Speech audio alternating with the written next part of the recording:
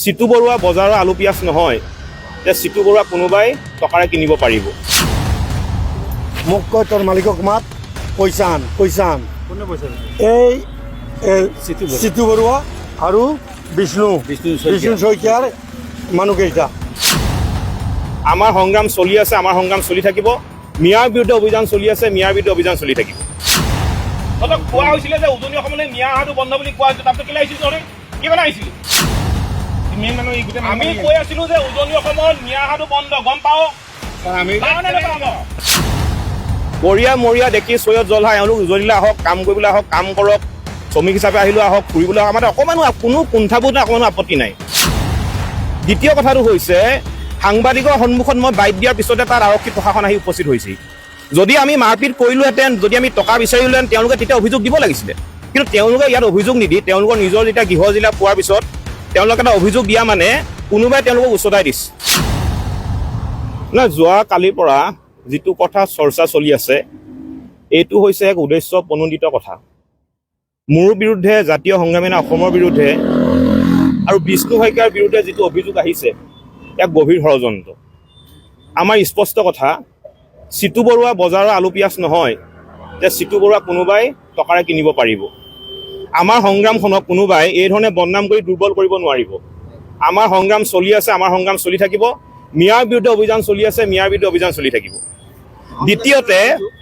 দ্বিতীয়তে গৰীয়া মৰীয়া দেখি চৈয়দ জলহা এওঁলোক হৈছে অসম চৰকাৰৰ দ্বাৰা স্বীকৃতিপ্ৰাপ্ত খিলঞ্জীয়া আৰু অসমত বসবাস কৰি থকা হিন্দু মুছলমান আমি সকলো একেলগে মিলাপ্ৰীতিৰে আছোঁ, মিলাপ্ৰীতিৰে ভৱিষ্যতেও থাকিম।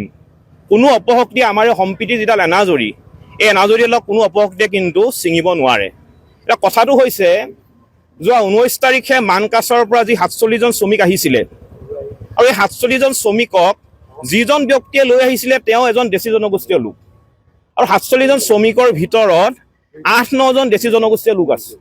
আমাৰ কথা হৈছে কি উজনিলৈ দেশীসকল আহক, চৈয়দসকল আহক, গৰীয়া মৰীয়াসকল আহক, সকলো আহক, আমাৰ তাত অকণমানো আপত্তি নাই। কিন্তু আমাৰ আপত্তিটো আছে এই ঠাইত যে এজন খিলঞ্জীয়া ব্যক্তি হৈ তেওঁ যদি লগত সন্দেহযুক্ত কোনোবা যদি ব্যক্তিক লৈ আহিবলৈ হয়, যদি মিয়াক লৈ আহিবলৈ হয়, কিন্তু তেতিয়া আমাৰ আপত্তি আছে, আপত্তি থাকিব। সন্দেহযুক্তৰ লগত কিন্তু লৈ আহিলে আমি বাধা দিম, এইটো স্পষ্ট কথা। কিন্তু বাকী আপোনাৰ গৰীয়া মৰীয়া দেখি চৈয়দ জলহা এওঁলোক উজনিলৈ আহক, কাম কৰিবলৈ আহক, কাম কৰক, শ্ৰমিক হিচাপে আহিলেও আহক, ফুৰিবলৈ আহক, আমাৰ অকণমানো কোনো কুণ্ঠাবোধ অকণমানো আপত্তি নাই।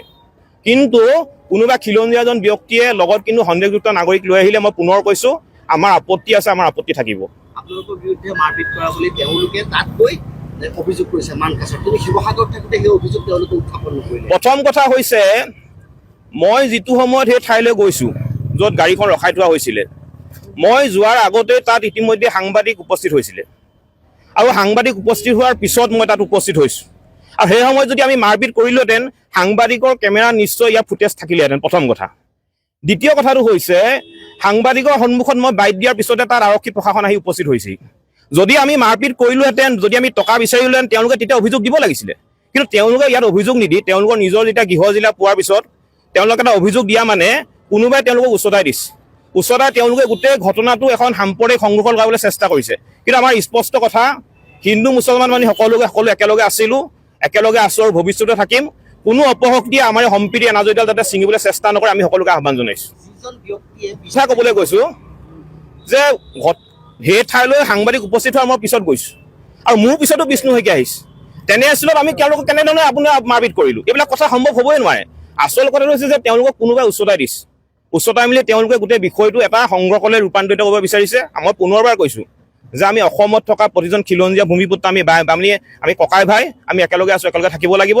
গতিকে এই ধৰণৰ উচতনিমূলক মন্তব্য যাতে কোনেও প্ৰদান নকৰে সকলো পক্ষকে মই আহ্বান জনাইছোঁ। নহয়, এটা কথা আপোনালোকৰ জৰিয়তে পুনৰবাৰ স্পষ্ট কৰি দিব বিচাৰিছোঁ, চৰকাৰৰ স্বীকৃতিপ্ৰাপ্ত গৰীয়া মৰীয়া দেখি জলহা এই যিসকল আচলতে খিলঞ্জীয়া ব্যক্তি আছে বা খিলঞ্জীয়া সম্প্ৰদায় আছে, তেওঁলোকৰ লগত জাতীয় সংগ্ৰামী সেনা বা শিৱসাগৰৰ দল সংগঠনৰ কোনো মতভেদ নাই বা কোনো ধৰণৰ আচলতে সংঘাত নাই। গতিকে এনেধৰণৰ অপপ্ৰচাৰ যাতে কোনোৱে আচলতে বিয়পাই হাতান পুৰুষীয়া অসমৰ শান্তি সম্প্ৰীতিত যাতে বিঘ্নিত নকৰে তাৰ কাৰণে আমি পুনৰবাৰ আহ্বান জনাইছো।